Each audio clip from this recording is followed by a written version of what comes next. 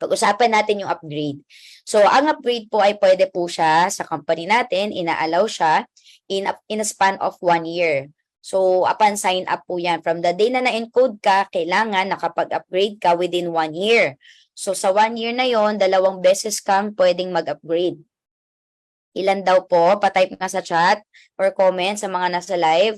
Ilang beses nga kasi pwede mag-upgrade sa isang taon? 2 times. Okay? Thank you so much, Student Gloria, Jess. 2 times lang mga mentors. Walang 3 times po So, isipin nyo maigi ganito. May mga leader kasi nagkakamali pa dyan. Halimbawa, sabi ng mentor niya, upgrade siya. So, ang ginawa niya, from copper, nag-silver siya. So, 1 na. 1 na yun, mens ha. And then, nung nag-silver na siya, mag-upgrade siya to gold. Kasi gusto niya mag-jade. Pero iunti-untiin niya. Nung nag-gold na siya, naka 2 times na siya. Tama ba? Naka 2 times na siya. Still expecting pa rin siya na makapag-jade siya. So, wala na. Okay, wala na. So, kailangan kung mag-upgrade ka, siguraduhin natin makarating ka sa pinakagusto mong package. Okay? So, 2 times in a span of 1 year. And then, if your account is exceeded na siya, more than a year, you are no longer able to upgrade. Wala na talaga.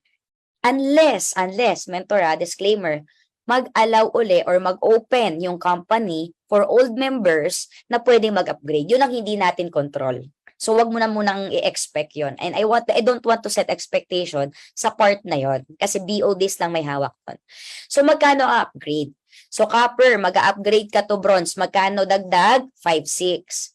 Mag-upgrade ka to silver. Magkano dagdag? 11,200. Mag-upgrade ka to gold. Kang copper ka, 39,200. Tingin ka lang dito sa table natin. Tignan mo siya pababa. Pababa. Mula dun sa package, pababa. Ganyan.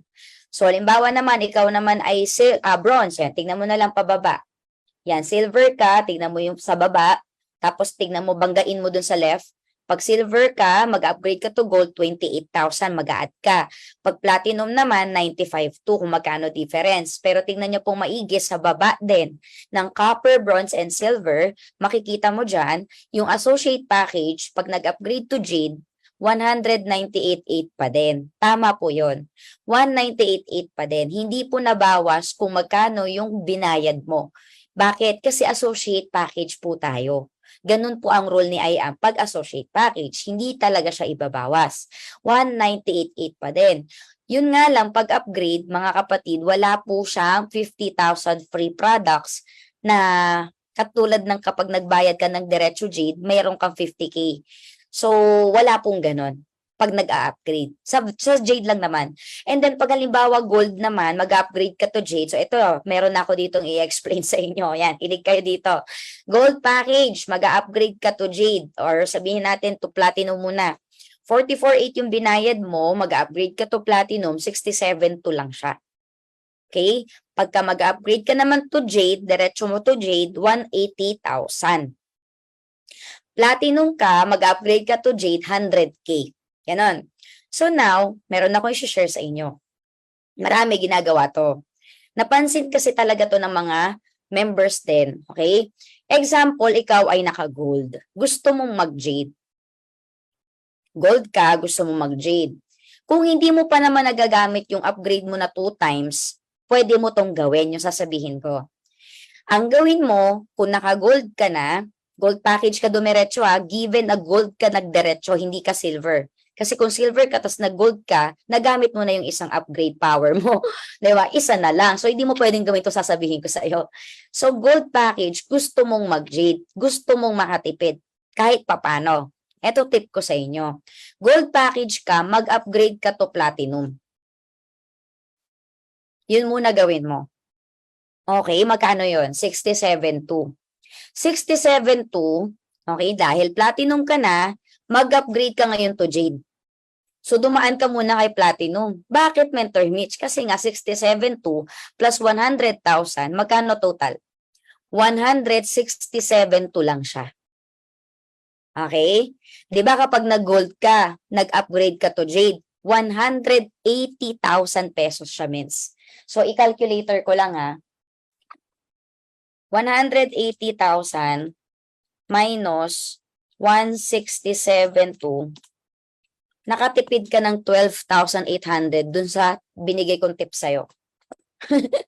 Nakatipid ka ng 12,800, pwede mo pa siyang ipang ads. Pwede mo pa siyang ipang shipping. O, di ba? O, ganun siya. Okay, understood po ba? Sabi ni Mentor Jess, sabi ng student natin paulit. Example, ito pong example na to ay gold ka na. Hindi ka pwede nang galing na sa associate kasi 2 times lang siya. So gagamitin natin yung 2 times upgrade power mo. So halimbawa gold ka, huwag kang dumiretso ng jade agad. Kasi 180,000 yung ilalabas mo. Ang gawin mo, from gold, mag-platinum ka muna. 67.2, di okay na. Platinum package ka na. After mo mag-platinum package, lipasin mo ng isang araw, mag-upgrade ka naman to jade.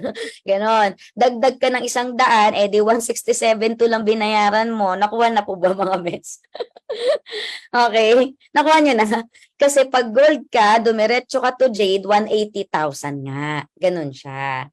So, kung halimbawa, i-step by step mo, gagamitin mo yung dalawa mo na upgrade, 167.2 lang yung mababayaran mo. So, ganun, nakakatipid ka pa rin.